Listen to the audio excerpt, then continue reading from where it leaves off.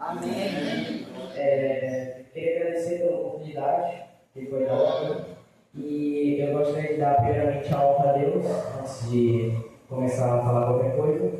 E o texto que eu gostaria de estar lendo para nós estarmos meditando é o texto de Eclesiastes 11. Aleluia. Glória a Deus. Aleluia.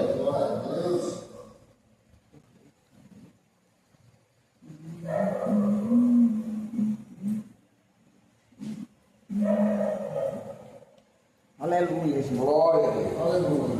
Amém? Amém.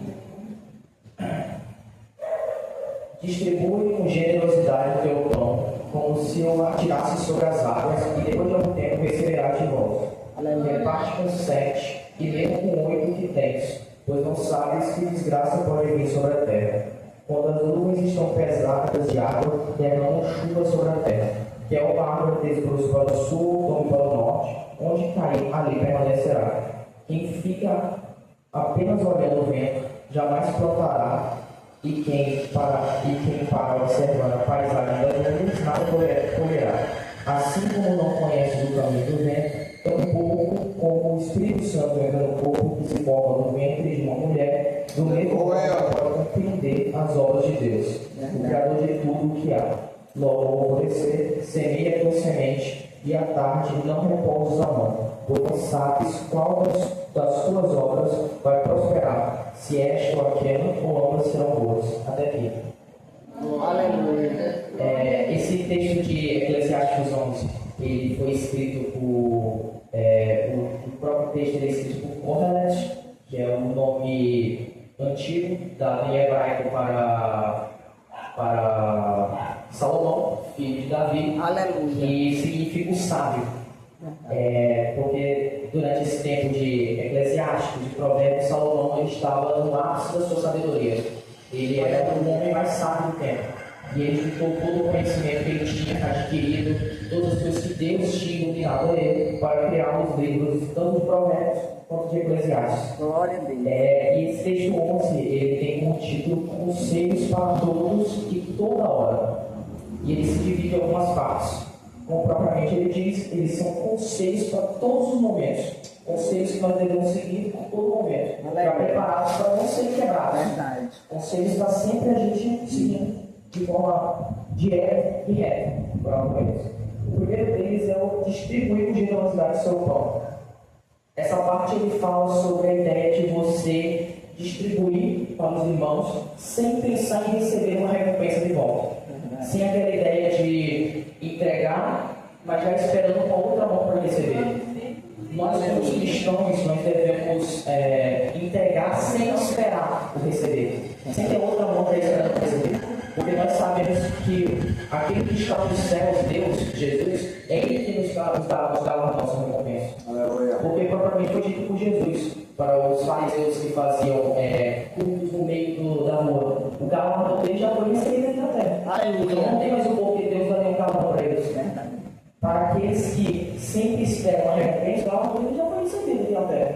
Eles já receberam a recompensa que mereciam. Agora, para aqueles que não se importam com as recompensas que estão na terra, não estão esperando por elas no momento que entregam alguma coisa, Deus está guardando no céu galardões que são de vida eterna. Então, que nós não venhamos nos prender a doar e receber, porque Deus é bom de todas as coisas. Ele sabe quando nós precisamos, Ele sabe quando nós precisamos, Ele sabe se vai entregar alguma coisa para a gente, Ele sabe se não deve entregar para a gente. Então não devemos nos prender a acreditar que Deus não está se importando com a gente, que Deus não está vendo tudo que está acontecendo de mim, porque Deus sabe de todas as coisas. Aleluia. Ele sabe do nosso desejo, Ele sabe do nosso anseio, Ele sabe do futuro, Ele sabe se é necessário aquilo mesmo para você, se aquilo vai fazer bem, se aquilo realmente vai te guiar, continuar mantendo os caminhos de Deus, ou se aquilo só vai te derrubar. Porque às vezes o que parece com os nossos olhos é terrível quando você vai olhar depois com um olhar mais crítico, porque é algo que é apenas ilusão, é apenas um calor no momento, e você acaba se perdendo em tudo isso, e só traz problemas e mais problemas. A segunda parte, ele fala sobre repartir. A ideia de repartir nesse texto que ele faz é a ideia de que você não deve ser atraente de coração, não deve ter a mentalidade de juntar todos os bens para você, não se importar com o que acontece com o irmão, não se importar com o que acontece com aquele que sofre. A ideia é de acumular tudo para você, criando grandes riquezas, mas propriamente ele mesmo diz: você não sabe o momento em que as desgraças podem chegar. Porque o que adianta, como propriamente diz, o homem conquistar o mundo, mas ele perder sua alma? O que adianta ele ter conquistado tudo que ele poderia conquistar, mas no final nem o céu ele conseguiu conquistar? Porque nem toda riqueza, mesmo que ele fosse dono de toda a terra, ele não conseguiria pagar pelos seus pecados. Ele não poderia pegar esse ouro, essa prata, esses animais, esses carros, essas mansões por em troca da vida dele. Nada disso tem valor comparado com o próprio pecado que ele cometeu. Glória. Então, é isso que ele tende a nos dizer. Que nós não devemos focar em nos enriquecer a todo custo. Claro, enriquecer não é um pecado, não é uma coisa ruim. Deus deseja que nós vivamos bem, mas que nós não venhamos a colocar o dinheiro acima de Deus. Nós não venhamos a crer que o dinheiro está acima de Deus. Que o dinheiro que nos fomenta, nos mantém, nos coloca em todas as coisas. Porque nós sabemos que Deus é que deve estar ocupando esse mundo. Não o dinheiro. O dinheiro é o necessário no nosso mundo para que nós possamos viver. Porque sem o dinheiro, se nós não trabalharmos pelo dinheiro, nós não conseguimos viver. Mas nós também temos que ter um firmamento em Deus. Porque não adianta ter o dinheiro se nós não temos Deus. Glória. Porque Deus é o necessário. Aleluia. Glória a Deus. Aleluia. O dinheiro não pode comprar. O dinheiro não pode trazer. O dinheiro pode até, como se ele fosse uma camada que só tampasse o coração durante aquele momento. Mas ele ainda está vazio por dentro. O dinheiro só tampa. É necessário ter Deus, Jesus no coração, para que ele venha preencher o coração do cara. Aleluia. Porque o dinheiro é apenas aquele prazer temporário. Aquele prazer que vai te fazer alegre durante uma noite, mas no dia seguinte a tristeza bate de novo. Aleluia, Jesus. Então é necessário Deus, porque sem Deus não tem como alcançar a verdadeira felicidade. E propriamente, muitas vezes, Salomão fala, ele mesmo diz porque ele pensava muitas vezes, e ele se questionava sobre a ideia de viver na terra, de ainda ter um sentido para a vida, porque tudo que nós fazemos vai se perder em um momento, tudo que nós conquistamos se perde, tudo se esvai. E ele entra num pensamento retórico que coloca ele numa tristeza profunda. Mas aí que ele repensa e percebe: todo o sentido da vida dele está em Deus. Ele vive puramente para Deus. Todas as obras que ele conquista só têm importância se elas vão ser eternas, se elas vão levar a Deus, se elas vão seguir o caminho de Deus. Então é isso que ele coloca como propriamente o sentido da vida. O sentido da vida é Deus, é seguir a Deus, é estar ao lado de Deus, é buscar a Deus. Esse é o sentido da vida do ser humano. Glória a Deus. O sentido da vida do próprio ser vivo. Muitos podem dizer que é conquistar coisas, se manter entretido, fazer isso ou fazer aquilo. Mas o próprio Salomão, o homem mais sábio mesmo, diz: o sentido da vida é Deus. Glória. Se ele diz, depois de uma quantidade gigantesca, mais de 30 anos de pensar, de ir atrás, de pesquisar, quem eram as pessoas do mundo para dizer alguma coisa diferente? Um homem que foi instruído como o homem mais sábio que já existiu, afirmou isso. Se ele entendeu todas as coisas, não encontrou sentido naquelas coisas, mas quando ele olhou para Deus, ele viu o sentido de tudo. É nisso que nós devemos acreditar. Na terceira parte, ele fala sobre a ideia de que quando as nuvens estão pesadas, a água terá chuva sobre a terra. Tem uma árvore desbruz para o sul, outra para o norte, onde cair ali permanecerá. É um sentido meio ambíguo, mas ele tem uma ideia de propriamente de como a natureza não pode ser manipulada pela gente. A gente não controla o espaço, as noções da própria natureza. Quem controla é Deus. E nós não devemos nos crer ou ficar crendo, acreditando que aquilo vai acontecer com confiança. Porque nós não sabemos o que vai acontecer. Nós não temos noção se aquilo vai acontecer realmente, se aquilo realmente vai acontecer. Por isso que nós não devemos estar confiantes sobre as coisas. Porque a única confiança que a gente deve ter em Deus. Aleluia. Aleluia. É verdade. Porque aqui no mundo a gente não sabe nem se amanhã nós estaremos vivos. Como nós podemos acreditar que não? Amanhã aquilo ou aquilo ali vai acontecer. Se nós não sabemos nem da nossa própria vida. Como que nós podemos afirmar com certeza? A nossa única certeza é Deus. E nós devemos estar do lado dele. E se nós estivermos com ele, a certeza que nós temos é que nós iremos para o céu. Aleluia. Essa é a única certeza que nós devemos ter na nossa vida. A ida para o céu. É a Glória a Deus. única certeza. Qualquer outra coisa, devemos deixar Deus com Deus. Deus sabe nos guiar, Deus vai nos guiar. Não é necessário nós sentarmos e colocar a carruagem na frente dos bois, tentar assumir a posição de Deus e não, talvez se eu for por ali vai ser melhor, talvez se eu for por aqui vai ser mais rápido, porque Deus, é só deixar Deus guiar, não é necessário nós tentarmos nos guiar, porque propriamente diz nós somos cegos, e como que cegos podem se guiar no meio da escuridão? Não tem como nós guiar. E se nós tentarmos guiar uma outra pessoa, nós ainda está levando essa outra pessoa na direção.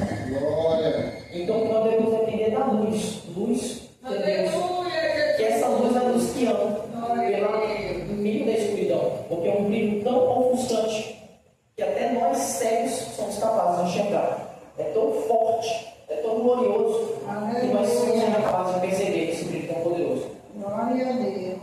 E a quarta parte ele fala sobre tomar uma ação, que é a ideia de que quem fica apenas observando as coisas acontecer e não faz nada, ele não realiza a colheita, ele não consegue cegar os seus molhos. A ideia aqui tem dois sentidos.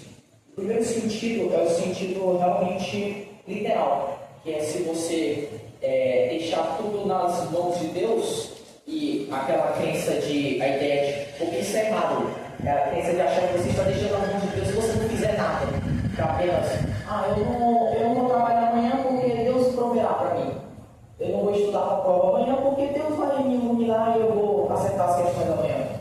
Isso não é deixar nas mãos de Deus, é você preguiçoso não querendo fazer aquilo.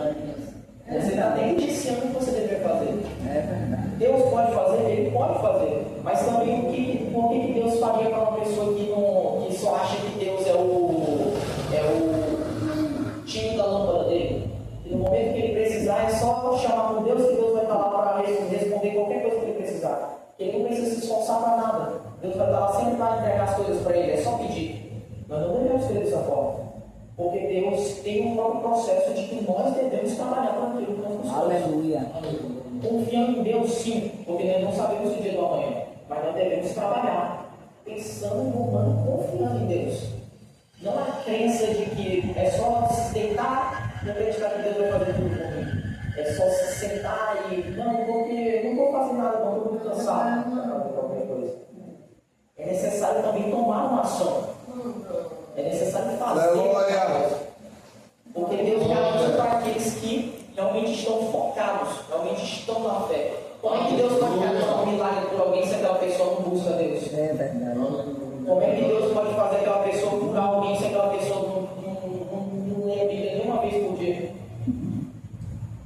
Isso também, o segundo sentido que se aplica, é sobre espalhar a palavra. Como que se nós ficarmos parados, como que a palavra se espalhará para as outras pessoas? Se nós ficarmos apenas admirando a paisagem, como que ela chegará para as outras pessoas? Como que todo esse conhecimento de Deus chegará para as outras pessoas, se nós ficarmos apenas parados? Ele não chegará. Por isso que nós devemos tomar uma ação. No próprio Jesus diz, nós devemos pregar o Evangelho para toda criatura. E nós devemos nos levantar e ir para os lugares, pregar para as pessoas. Não é nem sobre viajar para Angola, Moçambique, para qualquer nação de fora. Você pode pregar para pessoas aqui, exatamente. Aleluia. Pessoas que estão perdidas, sim, pessoas próximas, pessoas que não é necessário uma viagem de volta ao mundo, voltando por nações que você não sabe nem a língua que eles usam. Às vezes é mais simples, às vezes Deus já deixou bem do seu lado uma pessoa descrente, sofrendo, que estava perdida. E você, às vezes, achando que não, isso é trabalho dos pastores, isso é trabalho dos pregadores, isso é trabalho daqueles que estão envolvidos com o corpo de Cristo, que estão na frente. Às vezes o trabalho não é seu, Porque como cristão, quando você se assume cristão, você se assume servo de Cristo. E Cristo pregava toda a criatura. Se você é um imitador de Cristo, logo você também deve pregar. Olha só, todas as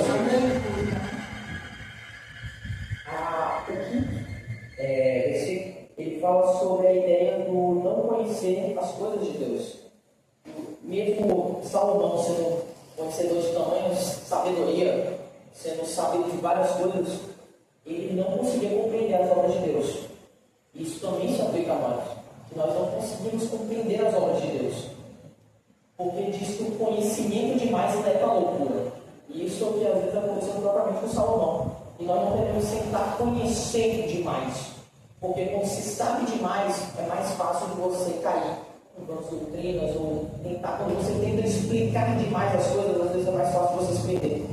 Grande parte das heresias que existiam na época do cristianismo antigo eram por tentar entender demais a Bíblia. Era por tentar, não, essa passagem bíblica dá uma ideia de ambiguidade, então logo Jesus não era filho de Deus. É isso que significa. Até por passar essa ideia de tentar entender demais, ele se perdia e criava uma heresia e ainda conhecia outras pessoas sobre o seu ponto de vista. E acaba levando um monte de pessoas para a perdição. Por isso que o entender deve ser deve ser com sabedoria esse entender, essa busca pelo entender de Deus.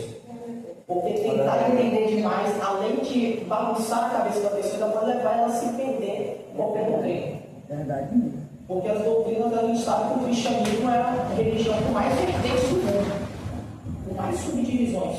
Existem aqueles que creem que Jesus não era verdadeiramente Deus, aqueles que creem que Jesus era apenas um espírito, aqueles que creem que Jesus na verdade nunca nem existiu, outros que acham que só Paulo na verdade era santo. Existem milhares, se você for olhar para mandar pelo mundo, muitas denominações, mas cabe a você olhar na Bíblia e ver se aquilo bate. Aleluia. Existem uns que são tão simples, que é só você ler o texto e você já percebe o tanto que eles estão errados. Às vezes é bem simples, é apenas ler a Bíblia, é não se prender aos ensinamentos de um cara que se diz profeta, que recebeu um sonho de algum anjo, que ele diz lá, e se perdeu em vários argumentos que ele criou. É puramente sobre a Bíblia. É puramente sobre entender e estar junto com o Espírito Santo. É assim que você percebe se algo está errado ou certo. E o último ele fala um pouco mais sobre a ideia de não repousar, propriamente eu já tinha dito, que é a ideia de não ficar acreditando que Deus, não ficar preso à ideia de não fazer nada, ficar relaxado, que Deus vai fazer tudo pela pessoa. Porque a gente sabe que a gente deve buscar a todo momento a Deus e nós também devemos estar sempre trabalhando para Deus. Nunca sentados, parados, só aceitando as coisas como elas são. Em resumo, ele fala sobre vários conselhos que são muito úteis para a nossa vida. Nos ensinam sobre temperança, nos ensinam sobre como viver um pouco social da igreja. Para que nós não venhamos nos tornar pessoas que estão dentro da casa de Deus, mas estão frios, mornos, que não tem mais o Espírito de Deus com eles. Estão só lá para cumprir tabela. Que nós venhamos buscar estar sempre quentes, porque esse calor é o que nos mantém vivos, é o que nos mantém a nossa alma junto com Deus. Aleluia. Aleluia. Para Jesus. Glória a Deus.